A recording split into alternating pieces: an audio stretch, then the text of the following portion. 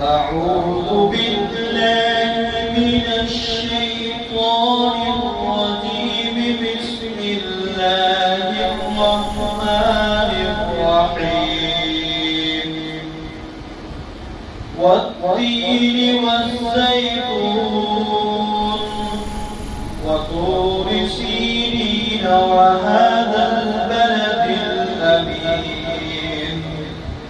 لقد خلقنا الإنسان في أحسن تقويم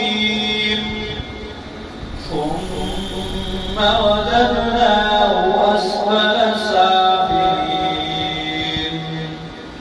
إلا الذين آمنوا وعملوا الصالحات فلهم أجر غير ممنون. فما يكذبك بعد بالدين. أليس الله بأحكم الحاكمين. صدق الله العظيم.